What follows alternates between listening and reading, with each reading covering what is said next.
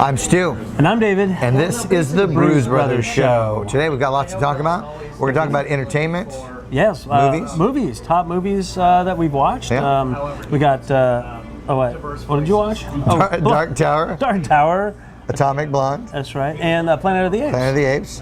And Dunkirk. We're going to talk about that too, even though neither one of us has seen it yet. Exactly. And the other thing is, speaking of acting, is auditions. We're going to give you a little audition tips coming up.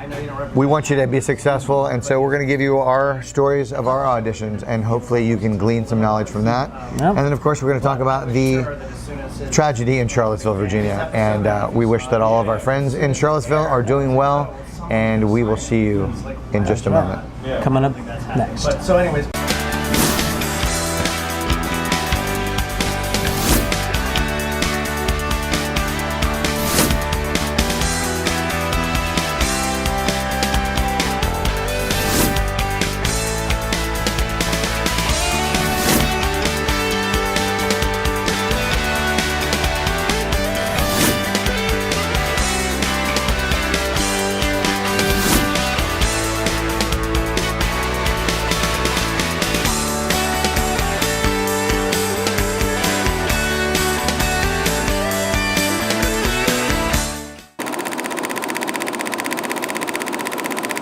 We're gonna talk about some entertainment.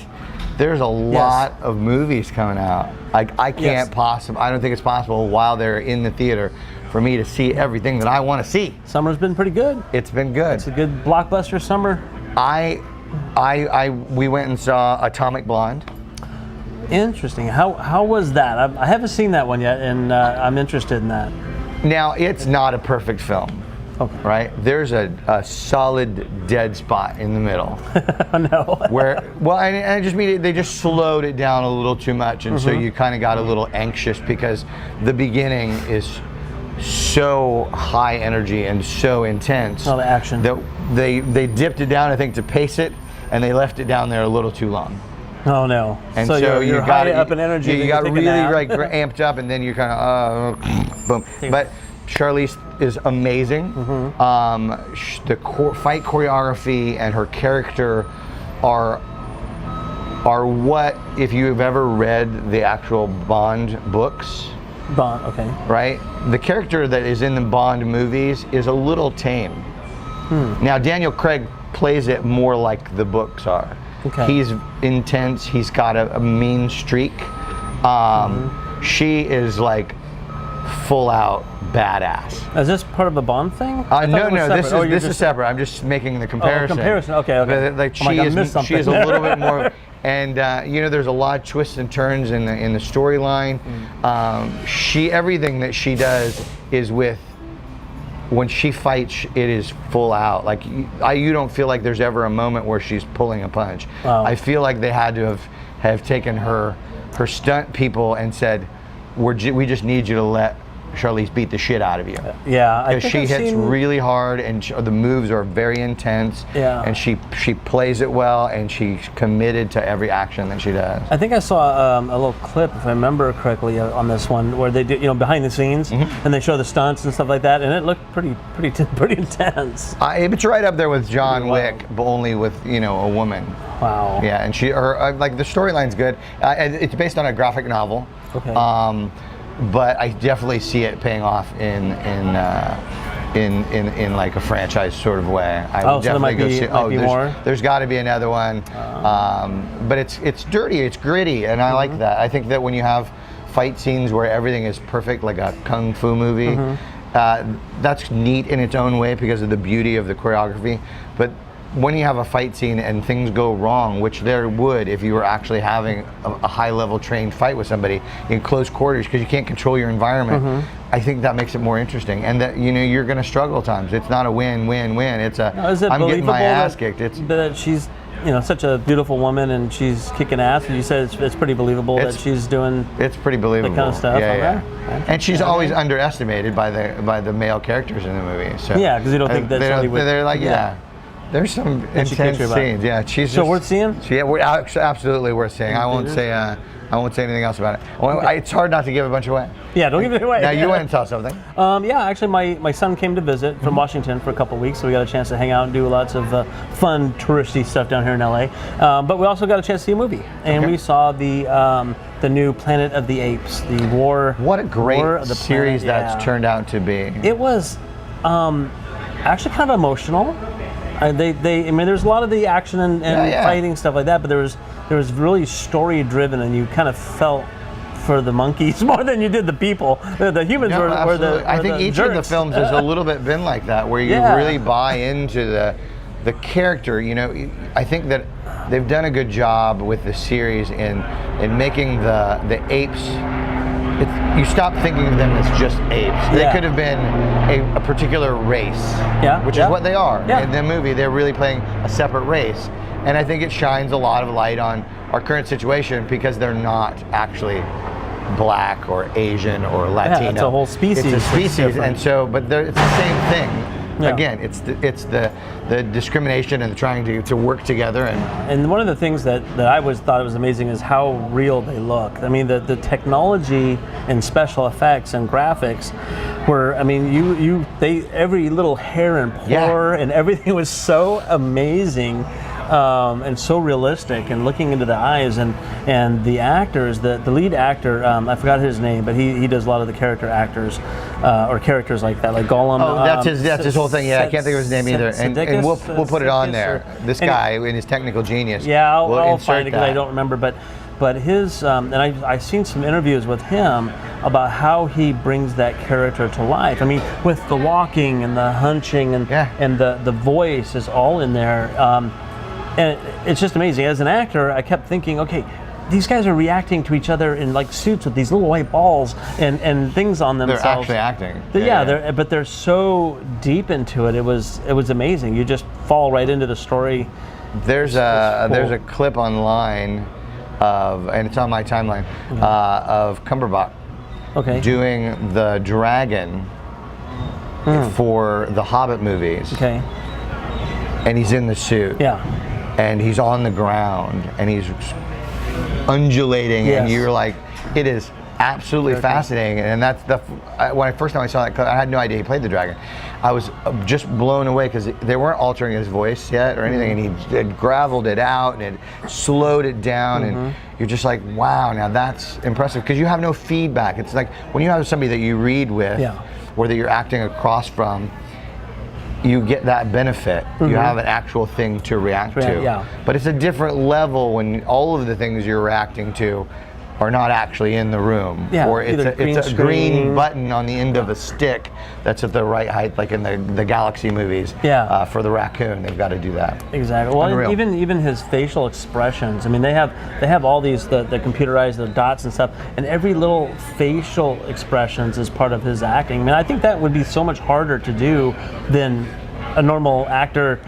It was just fantastic. Yeah, it's been a long ways from you're going to be in a suit and we're going to touch it up on post, and then this guy's going to do the voice. Yeah, the whole character comes to life. It's really like almost the level of animation where they get somebody in the booth and the writer and the artists are in there and they're watching that person, and so they're creating that behind them. It's actually coming from that person's face. It was good. It was amazing, and I don't think you kind of do really need to know the story. It's almost a kind of a movie in itself, you know what I mean? Because it's these franchises. Yeah. I'm like getting my girlfriend to kind of catch up with us with some of these movies that are franchise stuff, and some of them you really have to watch from the beginning so you know what's going on and who's who. So you kind of do need to do that with this one, but even the movie by itself, if you just watch it for itself and take it on that, standalone, it's good. It's pretty good. Yeah. It's interesting how some of the movies they aren't standalone, but like the Bond series. You can watch any Bond movie on its own, and it's a great movie. Well, we're starting to watch the Harry Potter series now too, and we're starting from the beginning. Did you read them? No. Boy, my wife would be offended. Oh, I know. Got to read them first. And my philosophy is if the book is good enough, they'll make a movie about it, and I'll watch it. Yeah, well, I like to read. I do like to read it, and that brings us to the other movie we saw. Yeah. And that was The Dark Tower. The Dark Tower. Oh, that's right. Now, I don't know how to explain it. I read the whole series. The series, if you're into books, read the Dark Tower series by Stephen King. It's nothing like his scary books, but along with the way his scary books always have a hint of the metaphysical. You know, there's magic involved, there's good, there's evil, and that's part of what makes them interesting, is that there's an unknown element. Where is this coming from? How does it happen? And you want to peek behind the curtain and find out, and sometimes you get to peek behind the curtain for a moment, and sometimes you don't. But that's the problem with this particular movie. Very little to do with the book, other than character names and some loose storyline. My biggest way to explain it, and this is going to sound dumb, but we used to go to this bar in Charlottesville, Virginia, dive bar, great drinks, and one time we ordered potato skins, right? Potato skins, cheese, and bacon. You know what you're going to get, right? You expect a certain amount of thing. The things we got were somehow void of any of the flavors that you expect of bacon and cheese and potato.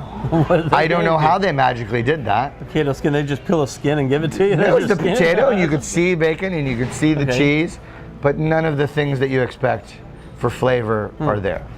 That's what this movie was for me. Right? They somehow sucked all of the interest out of the movie. It was about as plain Jane as you get. They have all this big budget, they have things, and then they just added things and took things away that... Throw a couple big stars in and put some special effects in, and it was I love Matthew McConaughey. Yeah, he's good at that. Idris, amazing actor. The kid in the movie, I don't know his name, and we'll pop that up there.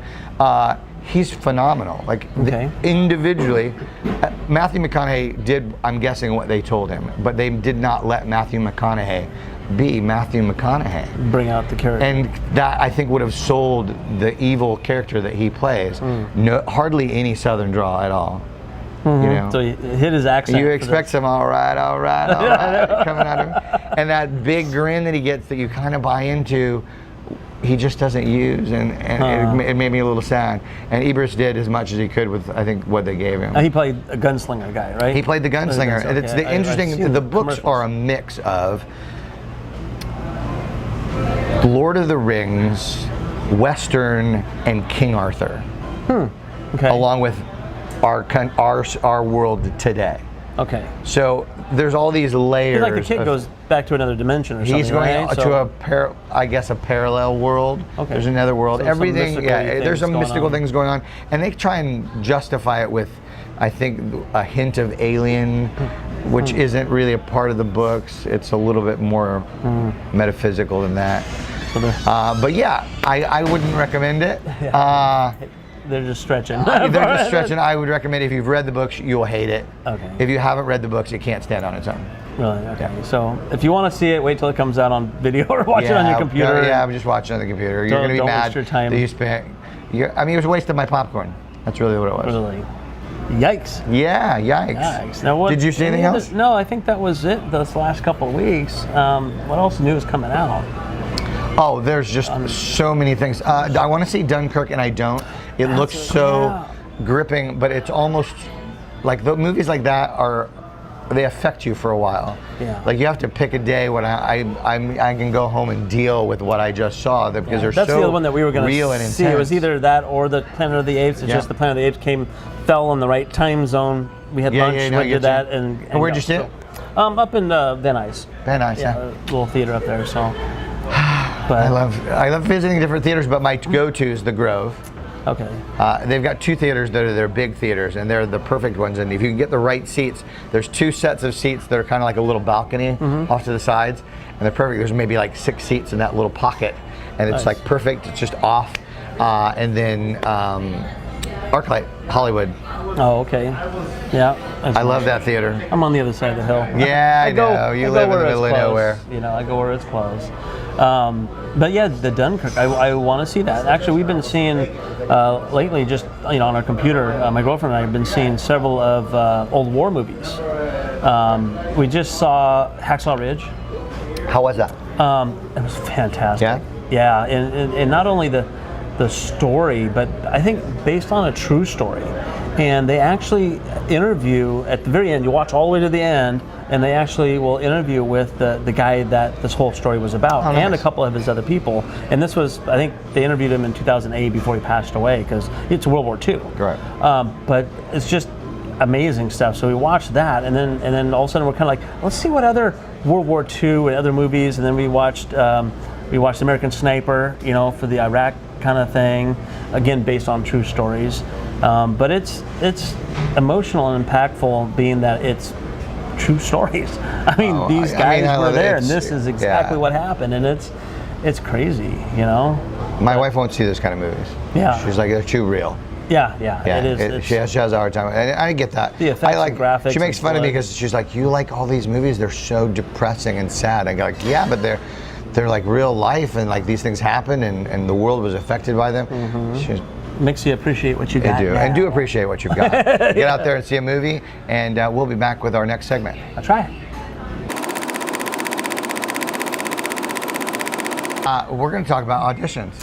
Yeah, I actually had an audition. How about that? I had a couple. You had a couple? Yeah, I had a couple. You want to go first? Sure.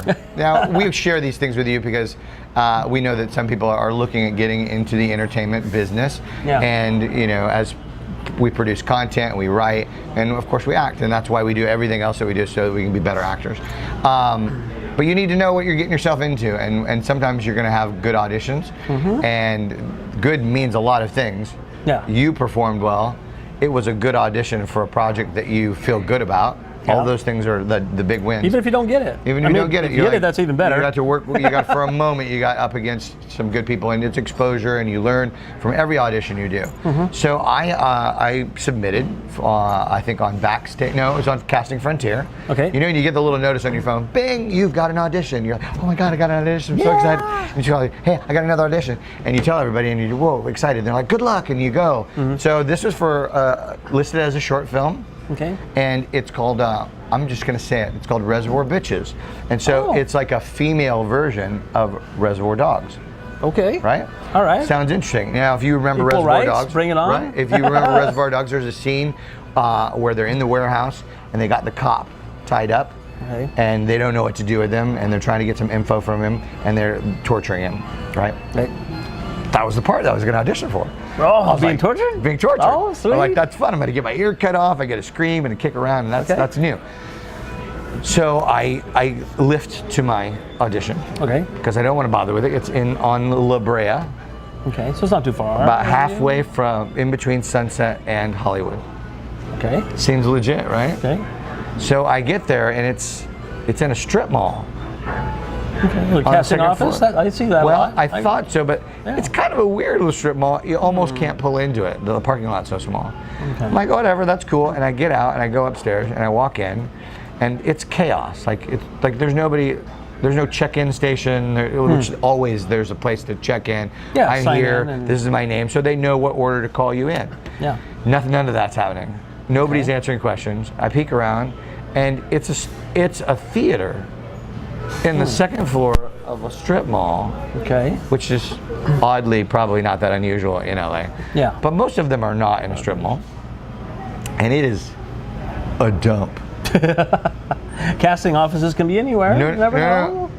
It's a theater. A theater. It's not a casting office. There's two theaters, and they're both a dump. Okay. Now I'm talking about it's bad enough that I wouldn't invite you to come see it if I was in a show at that theater.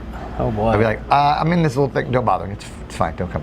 So, number one, I don't really want to do at this point much stage work because it requires a different commitment. Yeah. Oh, definitely. Right. So had I known that it was not for a short film, which is what we established after I asked around, like, no, this is for theater. But they listed it. as. And apparently it's a thing. I don't know whether because they are such a dumpy little theater that in order to get people to come and audition, they trick you. Because I posted it, and several people were like, oh my God, the same thing happened to me with a different audition.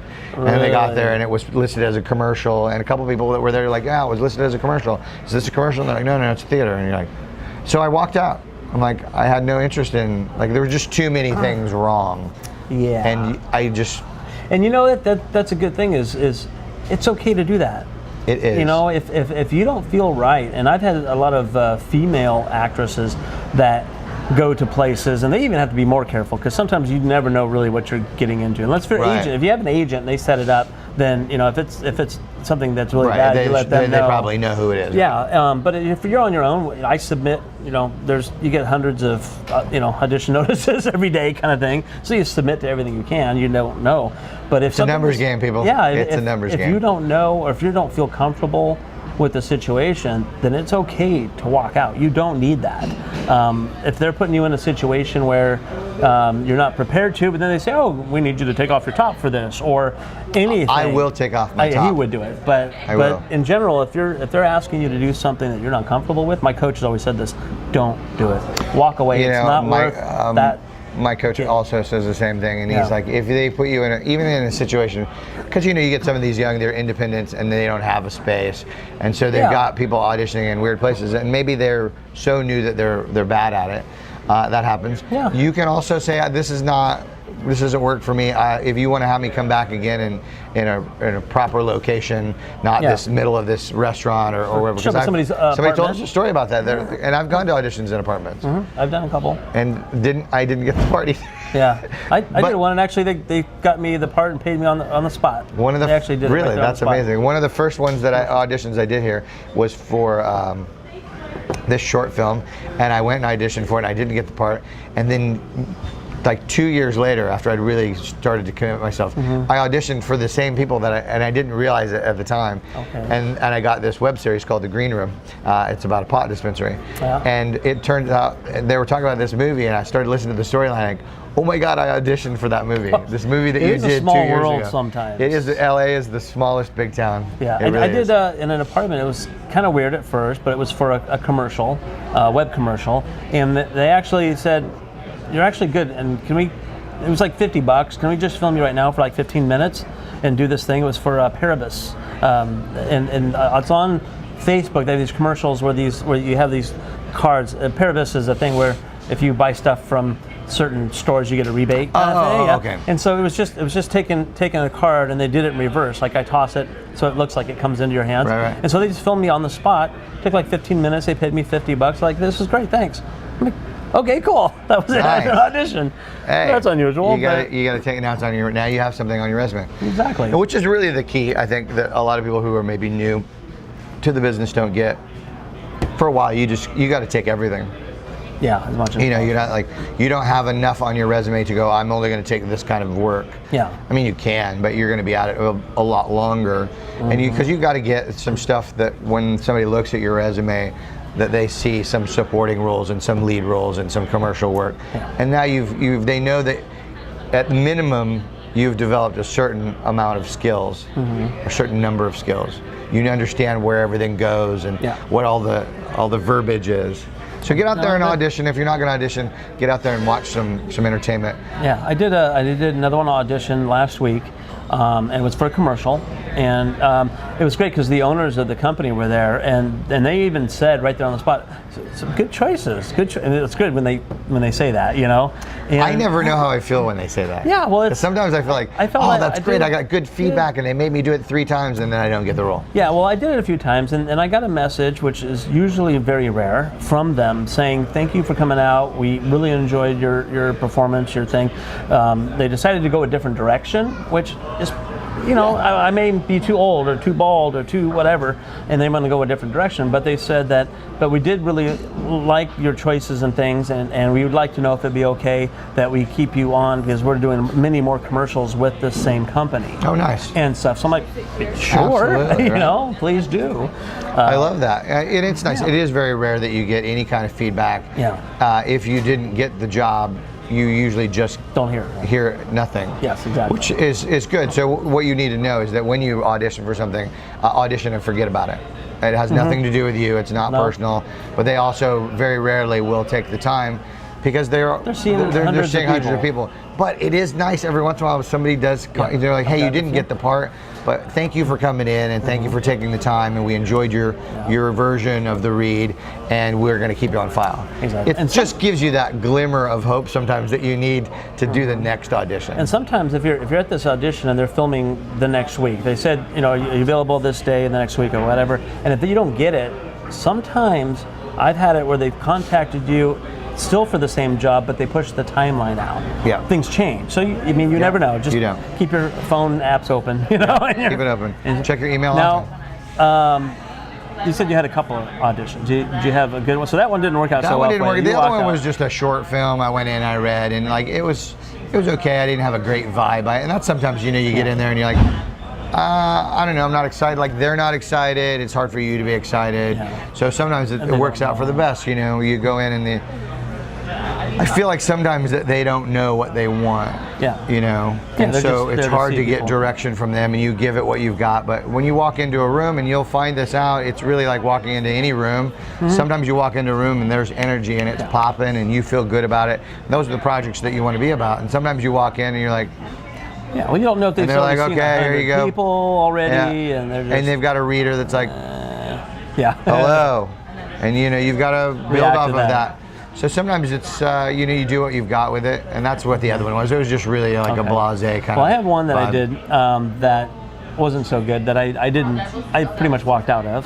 And it was not because the project wasn't good. I think it was for a music video, actually. And my agent sent this up, and it's a new agent, so they don't know a lot of the things. I'm still working with them on the skills and so forth. Who are you? And on my resume through LA Casting, I had checked that, because you can check your skills, different skills stuff. And under dance skills, I put like swing, salsa, and club dancing, entry level. Beginner level, right? Because they have 1, 2, and 3. Beginner, intermediate, advanced. Okay, you're a dance teacher, you know those things. I've taken a few classes. That's it. So I can, fake it. But it's good that you know where you are. Exactly, just very. Because a lot of people take a couple lessons and they're like, man, I'm awesome. Exactly. So very entry level. Well, I got submitted for a job, audition that was for a dancing dad, and it did say in very big letters, must have dance experience. And I did contact my agent. I said, what kind of dance experience are we talking about? I mean, I can do a little this, that's it. And they kind of... Don't ever do that. Okay. I can do the old white man dance. That's pretty much it. And they said, well, go and check it out. It should be entry level, maybe a little choreography, whatever. I'm like, I could do a few line dancing kind of things too, and whatever. Just choreographed in a way, right? And so I got there and I signed in, of course, like we talked about. And they said, okay, well, there's a room over here where we have a video playing of the choreography. Go in there and practice and try to pick up as much as you can.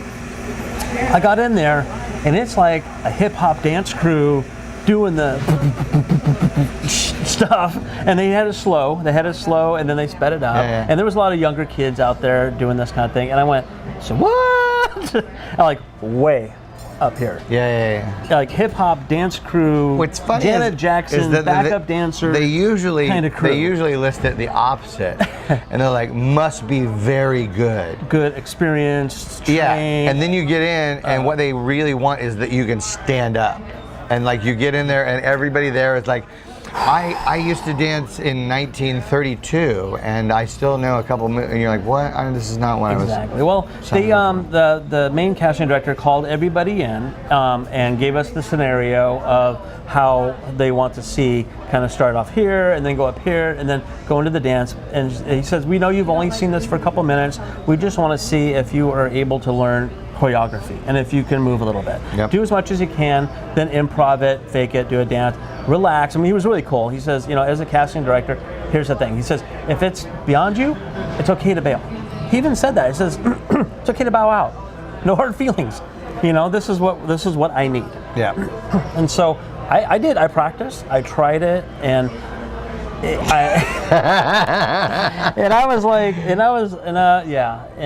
I thought to myself, I'm like, I can go in, I can give it a shot.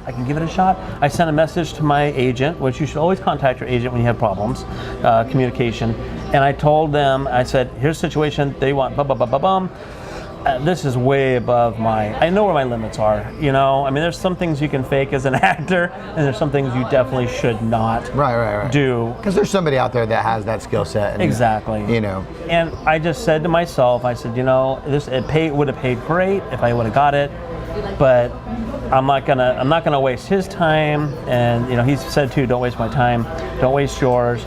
So after trying it for a few bits to see if I can get some of it, I respectfully went up to them and said, I am going to bail out. I crossed my name off. I told her, I said, I apologize for this. Yeah, but you know, that's good. Yeah, and I let my agent know, and I was really afraid that they were going to be mad at me for not doing the audition, but actually I was very surprised. They said, well, thanks for going and giving it a shot. They really weren't sure exactly, because again, it was very vague. Yeah. And they only get the same information, sometimes a little Somebody's more. Giving that the casting goes with what they were given. Yeah, and so I said, I really apologize. I thank you for getting me this audition, because when you get an audition from your agent, you go because it's very rare to get an audition. Oddly, yeah. So I bailed. Yeah. I'm not that kind of dancer. I had to realize who I am and it's who I'm a good not. thing. You know, you need to know where you are.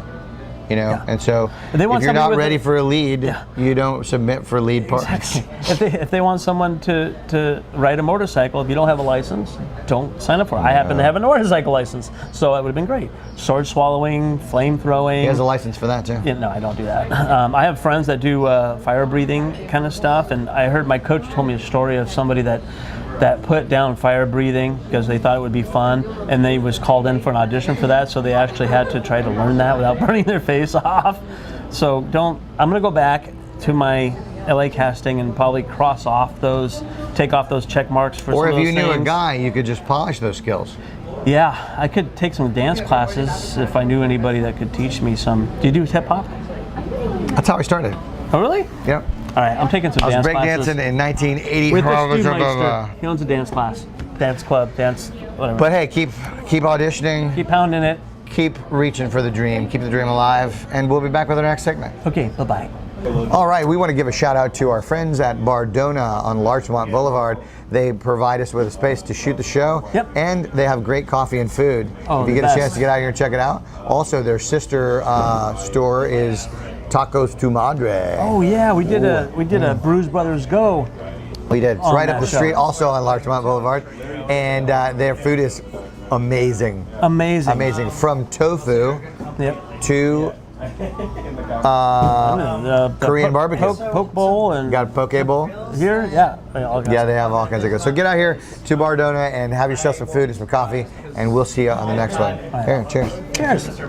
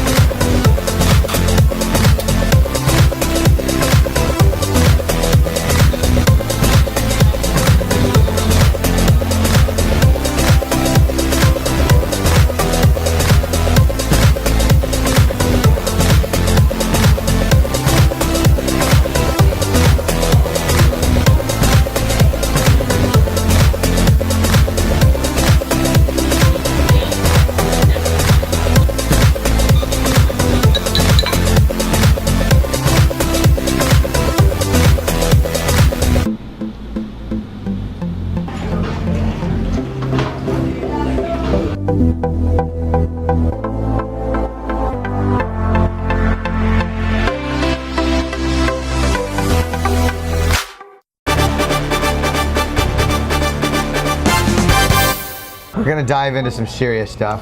Top news story. Top news story is the violence and protests in Charlottesville, Virginia. Mm-hmm. I want to say I hope that everybody in Charlottesville is safe. I have a lot of friends.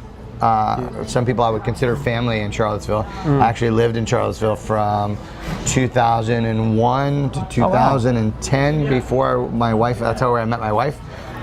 Before we moved here. So you know the area. I do. I'm very familiar, and the people. They're good. Charlottesville is a very interesting town. It is a town of music and culture and art and a big food scene. The University of Virginia is there. Yeah. Any other town of that size you would consider a hick town. It's about 150,000 people, but it's kind of like taking the really nice part of any town and just getting rid of the rest of it. Nice. It's really a great town. I met a lot of wonderful people there and had a lot of good times, but it is still a small town. Okay. But it's not that town, and so to have these KKK and white supremacists come in, Nazis, with the premise that they were there to support the not removing of these Civil War statues. Yeah, that's how it all started, right? That's exactly. But that was really kind of their excuse to come, because they don't care about that. They're not from the South. They don't have any. Some of them are, but some of them are from Ohio, which is the gentleman who ran people over is from Ohio. So he came from a different area. Yeah, they came in just and they, like most writers. Yeah, when you show up in your own personal riot gear with wood sticks with flags on the end, but if you watch the footage, a lot of them had the flags wrapped around the bottom, and they're carrying it as a club. You've got protective gear on. And torches and things. You either know that you're doing something that is going to cause havoc, or you're out to cause havoc. Yeah. And there were people on both sides, but again, I think the people that were on the counter-protest side, there were certain people that came specifically to cause trouble. There were a lot more people that were there to say, hey, this is not what we represent. Yeah. We want to get along. We want people to be diverse. We want people to all be equal. Now, because they were there to protest, they're planning, that area is planning on taking down these statues. Right, they're removing Robert E. Lee and some other statues. Confederate stuff. And the argument is that that's whitewashing history. Yeah. Now, me personally, I don't believe that. I think that you can still, we're still going to teach about the Civil War. Yeah. But in the end, that person is not a hero, right? Those people were heroes maybe to the Confederate side, but that side was supporting something that our country doesn't believe in. And so it's time to move on from that and say... But do you take down the part of history, though? If it doesn't... Would you have... Would it be... I mean, do you think Germany has any statues of Hitler? I don't know. I don't think they probably do. They took down the wall in Berlin, right? which was good. Just put it down. That isn't. I don't think that's something. Unless you're going to put a plaque on it, really stating the facts. I think that they're trying to say we no longer represent that in our history. It doesn't mean that didn't happen. Yeah, history. And I don't think that that's part of my thing that I'm offended by personally is they're like, well, don't take away white culture and white heritage. That has nothing to do with white anything. White culture is Scandinavian. You want to celebrate white culture? Yeah. If you're from Scandinavia, have a Scandinavian day. If you want to celebrate white culture, perhaps you're Irish and you're gonna, we have a day for that. Yeah. So I think it's fascinating when people say, let's have a day for white. Well, which white? Yeah. White isn't a thing. In America, it's just all colors. Yeah, it's all colors. So yes, you can celebrate your heritage, which is where your lineage comes from. Yeah. Which is not a country here. Yeah, unless if you're going to American celebrate Indian. Here, right? If you're American Indian, then if you're going to celebrate about being American, that's about being everything and supporting everyone. Yeah. But if now, did the Nazi guys, these people, have permits to march? They did. Now here's really where I think that you have to lay some of the blame on city officials. It should have been shut down a lot faster. You knew that you were going to have a conflictual situation, so they said, hey, we're going to have this thing, and the day before I believe their actual permits were for the next day. Okay. The big conflict came in the evening the first time, and they broke that up, but they really struggled to break it up quickly. I think they should have come down a lot faster and be like, we're out of here, let's close it down. So I think they were a little underwhelming in that performance, and then it just moved around the city. It's not a big city, so it's not difficult to do. And when it comes to the marches and stuff, no matter who it is, there's so many different sides of things. I feel that if they have permits to do so, and they want to talk about their own rights of things or whatever, there's freedom of speech, basically. Right. I believe in that. That's what we're here for. Yep. Sometimes people abuse freedoms that we have in this country. But if you have a permit and you're peacefully demonstrating whatever it is you want to do, great. That's America. Do it. But I think you said, where's the line? Cross when your freedom of speech becomes freedom of hate speech. I guess they have the right still to. Well, I to think speak that's their hate. That just throws them out there in the world to let the world know how awful these people are. Well, that is true, and that's actually part of what's developing in this. And there's a new way that the people are dealing with this, and there's a lot of photographs.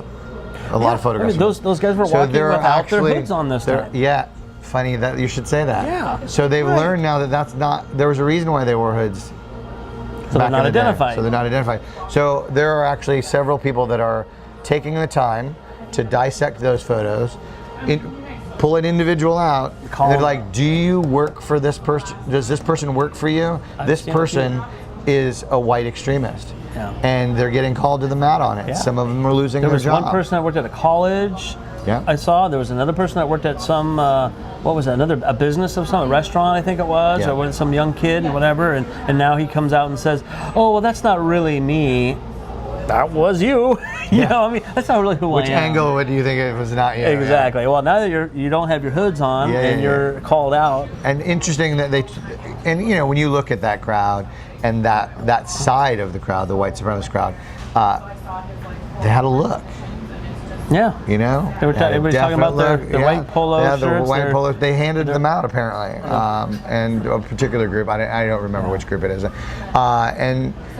But you know, you didn't see any women in their crowd. You didn't see any diversity in their crowd, and that you know, obviously, it's to have a fight, it can be one-sided. Mm-hmm. And there's one young man that was beaten, and he's a black guy, and he comes from a good background. He's actually a counselor at a local camp, really, summer camp, and you know, there's nothing that he did wrong.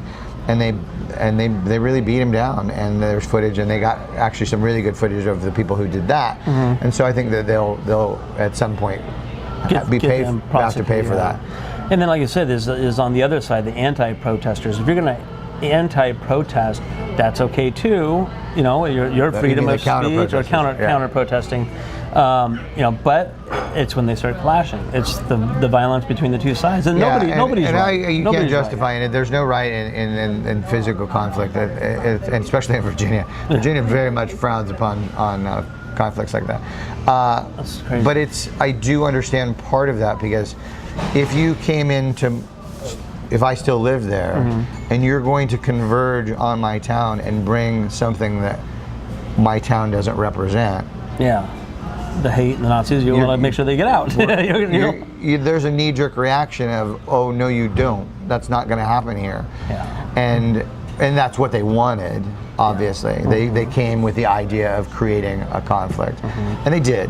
Now, some people I think are blaming the city government officials for giving them permits to do this. Well, and I don't necessarily agree with that, because they do have a freedom of speech. Yeah. You don't have to do it there, but you can also put them in. You can have this demonstration, and it has to be here. At this time. You can't leave this area, and the minute there's a problem, we're going to shut you down. Yeah. And we'll be standing, we'll be waiting. And that should have Facing happened. both directions. Facing both directions. Have to make sure. There should have, you got to have a line, and you know there's going to be conflict, and then as soon as there's touching mm-hmm. that occurs, mm-hmm. you got to shut it down, because then it escalates. Yeah. You know, and luckily, I mean, it's not good for anyone. We had 2 troopers die that were there because of the event, and the helicopter crashed. 3 people in the car. Did 3 people die? Yeah, 2 more people. I know one was right away. 2 more people passed away. Hospital. And I don't know if you've seen the footage. It's dramatic, to say the least. I didn't know that he not only drove into the crowd, full speed, and then he backed full speed out of the crowd. So there were people injured on both sides of that. And I just posted this on our Facebook, and I haven't seen anybody talk about this or mention this on Facebook from either side. The one woman that he killed right away first was white. Yeah. Is that, so an ironic thing? No, she was protesting, obviously. She was on the protesting side. She was on the she was on the counter protest. The counter protest against them. Yeah. So it's like, He was just aiming for anybody that was disagreeing. Absolutely. Didn't care who you are, what color you are. No. He was going to run you over. Yeah. So I think the biggest thing that we can maybe walk away from this with is that as a society, perhaps we're failing to instill this violence as a last resort, violence in self-defense. But just because you disagree with somebody doesn't mean you have the right to lay hands on them. And certainly, you know, I think that in defense of the people of Charlottesville, if you march into my town with the intent, the obvious intent of disrupting life and finding a reason to create havoc, there's a knee-jerk reaction there to defend you and your own. And I kind of don't have a problem with that. And this is how it turns out. And this is badly. You know, it's bad for everyone. It's not. There's no win involved in any of it. Yeah. But I think that, you know, the officials in town should have shut it down faster. You know, you knew that they were coming in. It's great you gave them the permit, and they do have that right. But then you should be right there, and you should make sure that's the whole function.